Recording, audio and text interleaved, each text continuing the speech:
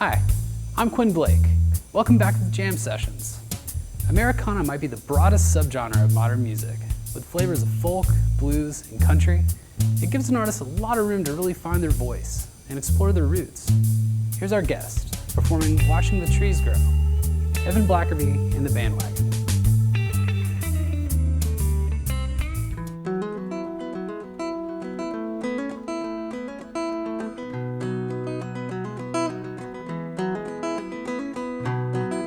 Watching the trees grow, watching my kids grow, watching my life pass me by,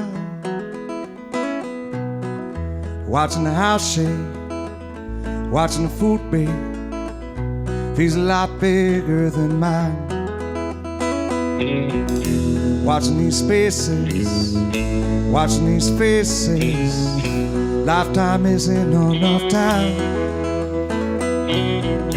Watching the flowers, forecast is still for hours, but I can't stop wondering why.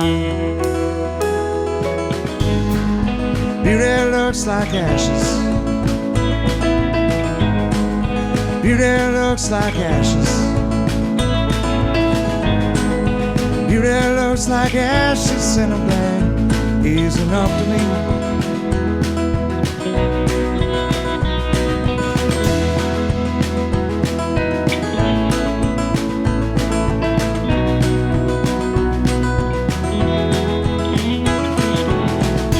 Watching the leaves fall, watching the clouds swallow me, conversations unwind. Kids say words they don't mean, heartbreak is violent and so obscene, picking up the pieces of our lives. Beauty looks like ashes. Beauty looks like ashes. Beauty looks like ashes, and I'm glad he's enough to me.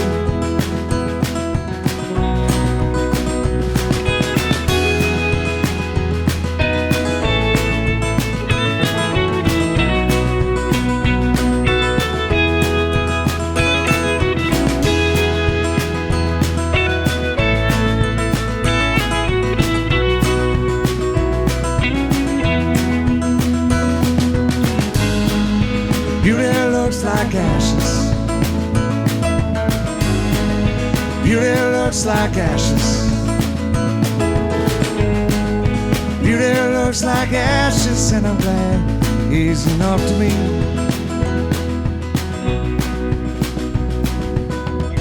Watching the trees grow, watching my kids grow, watching my life pass me by. Watching these spaces, watching these faces, lifetime isn't enough time.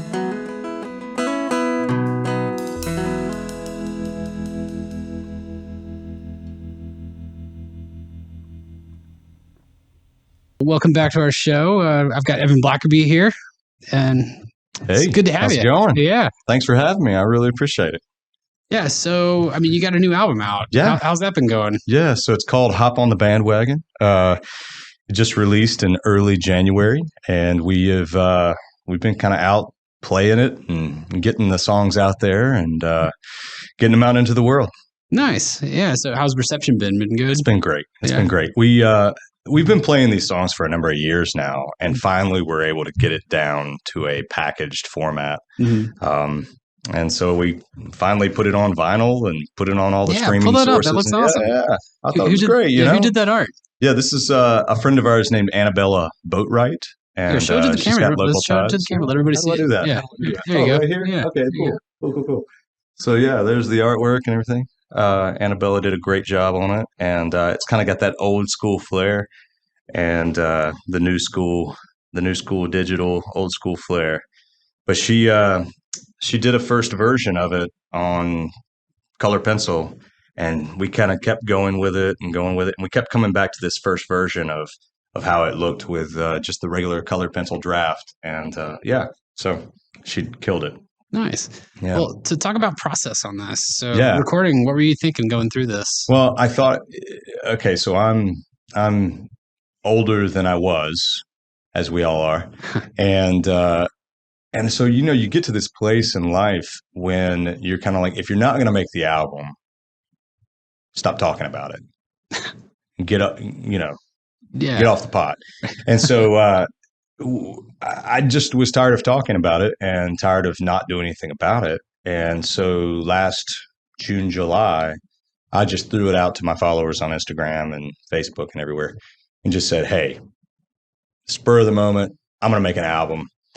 If you want to pitch in, send some stuff to my Venmo. You'll be a part of it. You'll be one of the associate producers or whatnot. And I had an overwhelming response, and I was really surprised by the whole thing. People came kind of out of the woodworks a little bit, and there were people I hadn't seen in years giving to this process. And it kind of put me on the hook, so to speak. And so then I had to actually do the album. And so at many points over the next few months, from July until September, August, or August, September, I felt like kind of walking away and going, this is stupid. This is not me. I can't do this. The whole lizard brain. I can't do this kind of thing. So, but my wife kept pushing me through, and she kept saying, you got this, you can do this. It's not impossible. So, I mean, the thing is when you go into the studio, and spend whole days there, and you think a whole day of music, you can get this all done in one day. Not realizing that every time you listen to a song or listen back to it, it is just taking up more and more time. And you're not realizing that a whole album can take, weeks of being in the studio if you really wanted it to. Yeah. So I learned a lot. We recorded over with this fantastic guy named Doug Williams at Electromagnetic Recorders over in Winston-Salem. It's a place where he recorded a song called Murder in the City with Avett Brothers. He recorded the Gleam albums with Avett Brothers and a few other people that are just well known. And it was kind of me being starstruck a little bit to be in the studio with a guy like that. And it was just as low-key, barefooted dude as you could get. I mean, he kind of let me into his world. And so he made me comfortable. So he did the recording process with the band, and then we took it over to a guy named Grant Livesey to do the mastering over in North High Point. So when you were doing the recording, was there any like cool tip or something that you got from that experience? Was there some like moment where he just kind of threw something at you weren't thinking about? Yeah, I mean, it was a lot of little things. On one of our songs, Robots, he and my drummer, Ralph, we were missing a cowbell. We were like, man, a cowbell would be so cool. Give us some more cowbell, that kind of thing. And we were like, man, just in this one spot, it would be so cool to have a cowbell.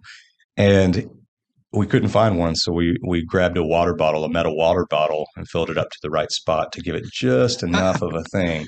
And so he made it work to where that became the cowbell that we needed to give it a little bit of a ding, ding, ding. And just all these little moments where he would makeshift something that needed to happen. And he would go, let me just try this. Don't say anything for right now. And he would tell us not to talk, and just he'd go off and do his thing and work his magic. And it would turn out amazing. It was like he was really working magic. So yeah, being in the studio is a little bit like magic. Yeah. Yeah. Oh man. Oh, that's a fun story. Yeah. Yeah. I feel like cowbell is one of those things, Yeah. Yeah. It was a Yeti water bottle. It was a metal Yeti vacuum sealed water bottle. So beat the snot out of it. So how's it compared to playing live? I mean, you guys been doing that a lot.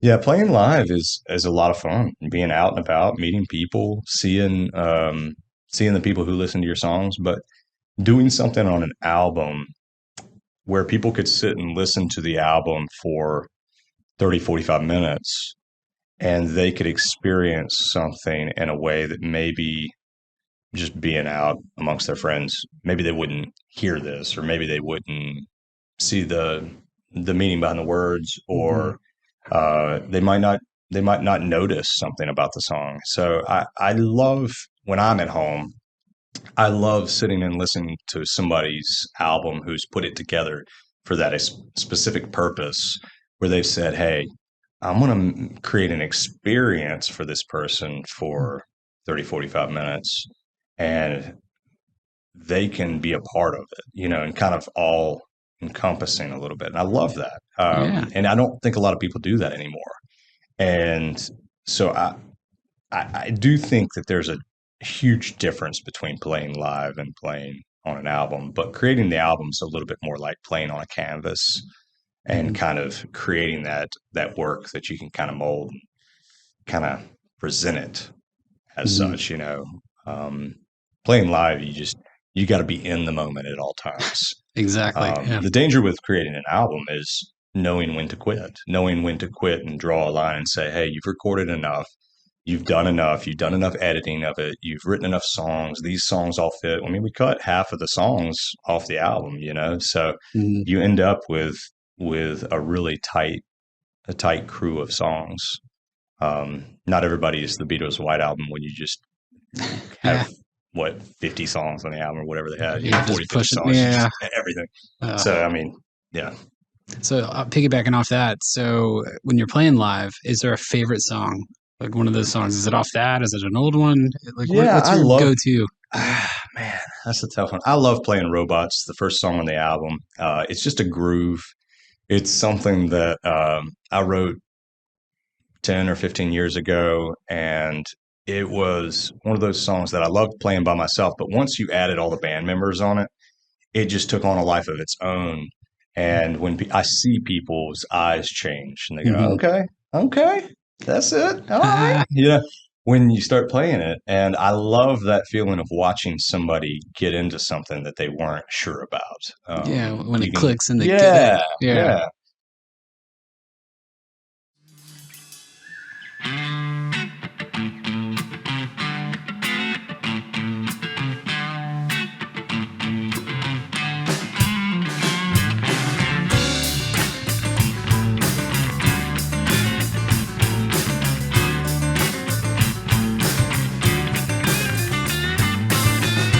Guess it all started out trying to be just like someone else. Tore page from the magazines, tried to replicate what's in there. Spent a lot of money, bought the right shoes, the right clothes, the right hair, the right everything. Student loans, spent the cards, gave them cousin trouble, how to teach a personality. Oh, oh, oh, oh, oh, oh, oh, oh, oh. Oh, oh, oh, oh, oh. Do away all the friends didn't even know them, replacing the robots and machines. Soon enough, times pass, bus stop real fast. Don't remember who you're trying to be. Who you're trying to be.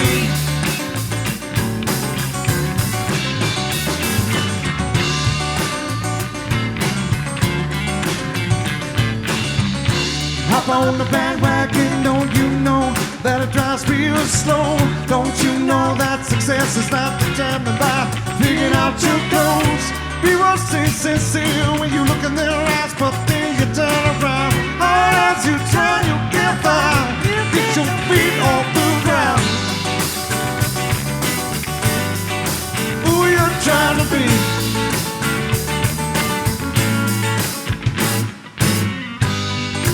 Hope it was out for you. Got a lot of pins, but you gotta work on your follow through. Oh, oh.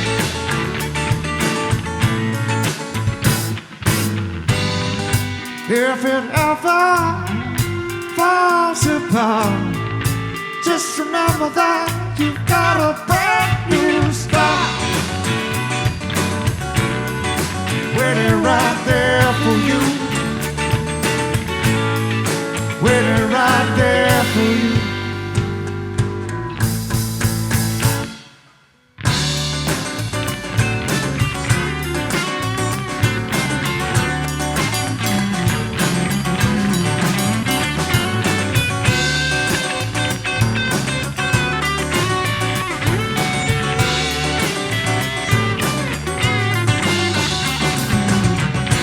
Hop on the bandwagon, don't you know that it drives real slow.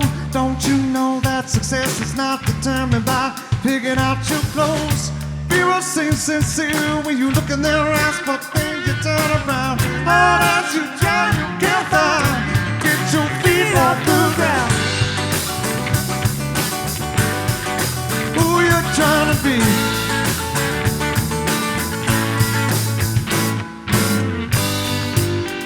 Hope it works out for you. Got a lot of pins, but you gotta work on your follow through. Oh, oh.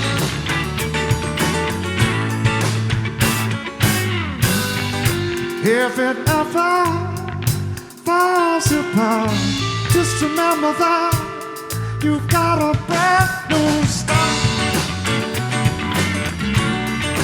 waiting right there for you. Waiting right there for you.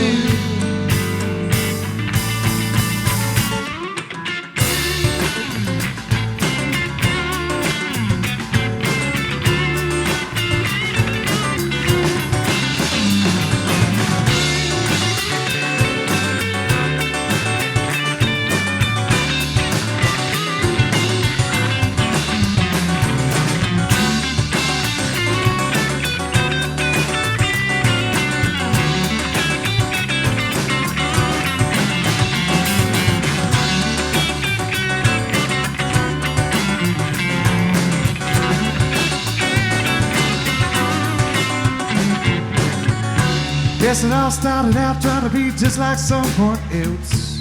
Tore pages from the magazines, tried to replicate what's in there.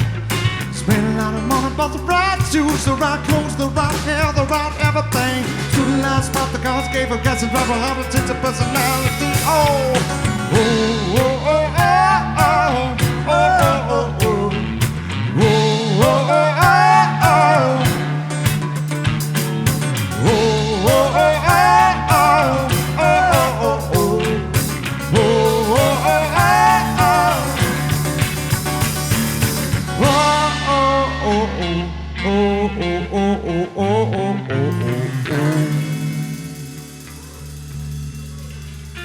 Thank you for letting us hang out with you guys. We'll be back in a few minutes, but in the meantime...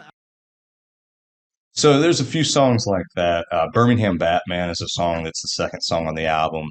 It's a song about a guy, kind of a superhero type figure from Birmingham, where I grew up for a number of years, and I wrote it, and they called him Birmingham Batman, named Willie Perry.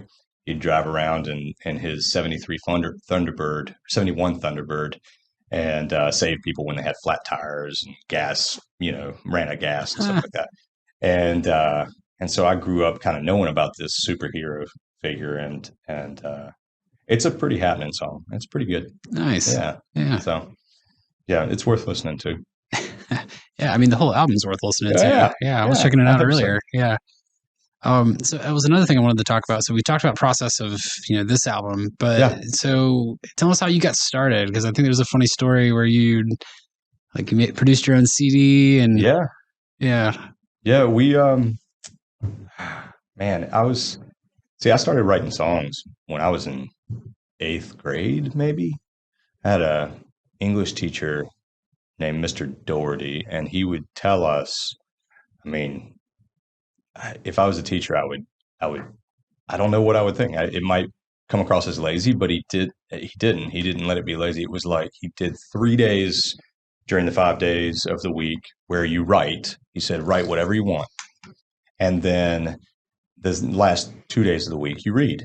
And for the first 3 days of every week in 8th grade, I was writing, and it was just a writing workshop, like a college level, kind of where you would have to present something to him once a week and say, hey, I turned this into you. And then he would hand it back to you covered in red blood ink.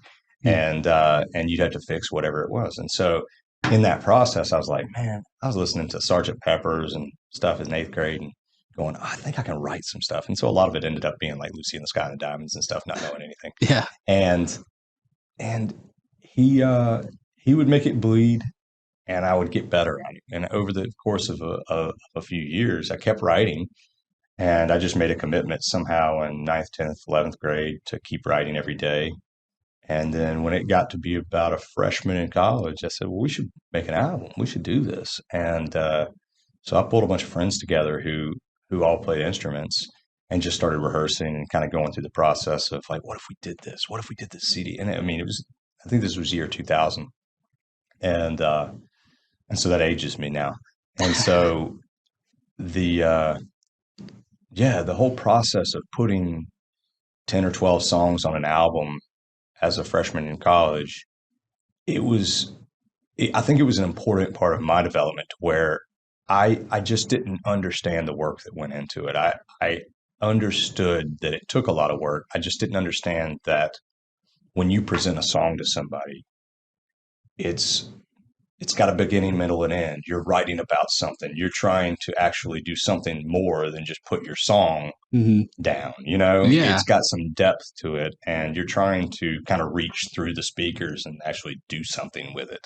And so that helped me kind of get out of my own head a little bit and do that. So yeah, it was really cool going through a process where I could learn how to develop a spreadsheet of everybody that should be on the album and what song.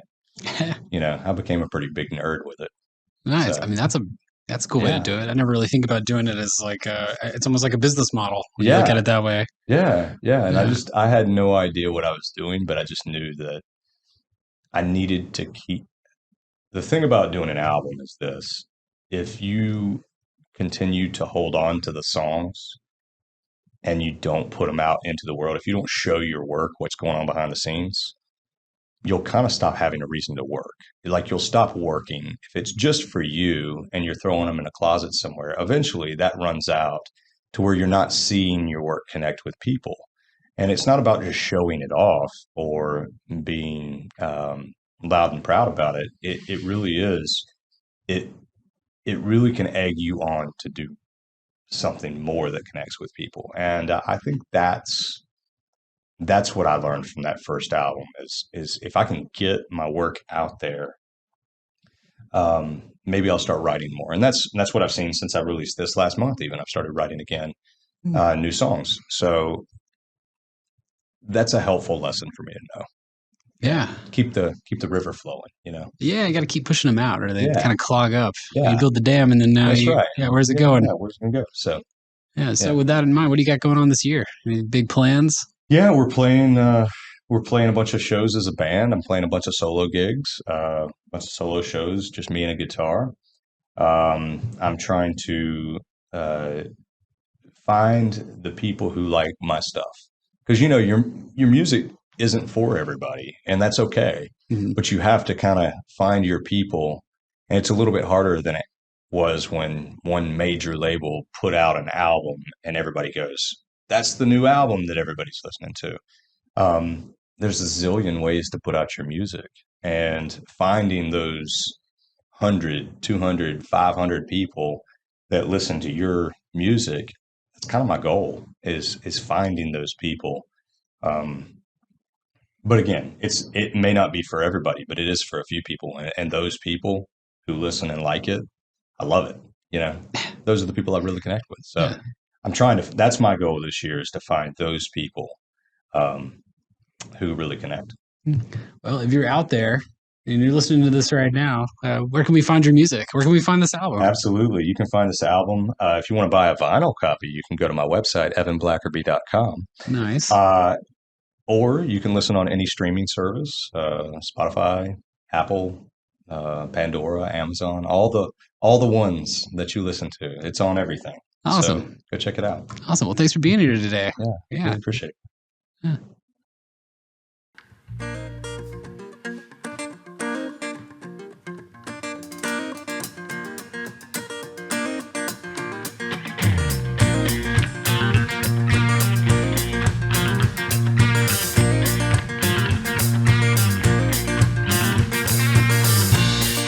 Wanna go somewhere, house can't go. I wanna be somewhere, skies are less for me touch.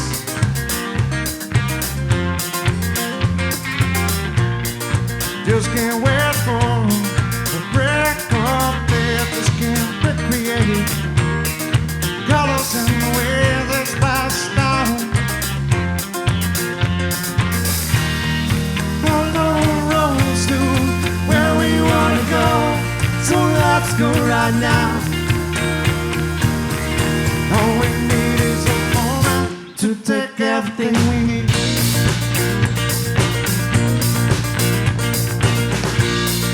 We are at that tempo, polarized, but towards something bigger than we know. Break away, come and say it's on the tip of your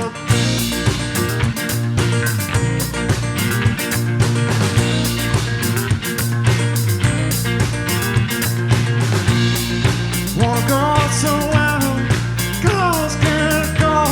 Wanna be somewhere, God was the last one to touch.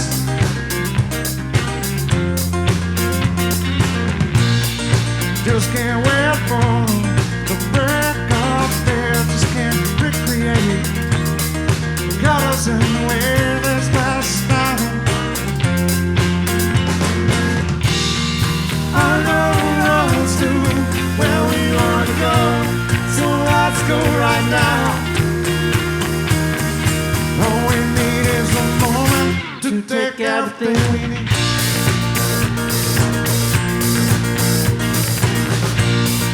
We are out there, tempo, always but towards something bigger than we know. Break away, come and say it's on the tip of your tongue.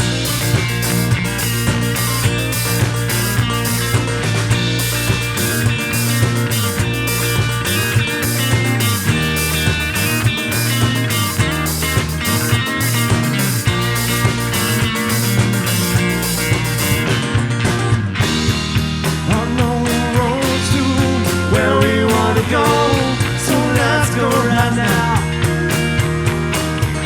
All we need is a moment to take everything we need.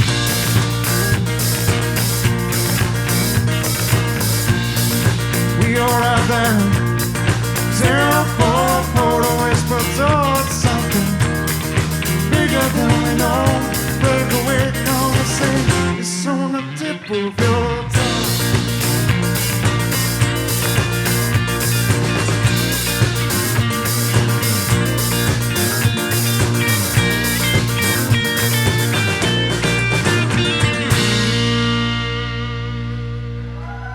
Thank you so much.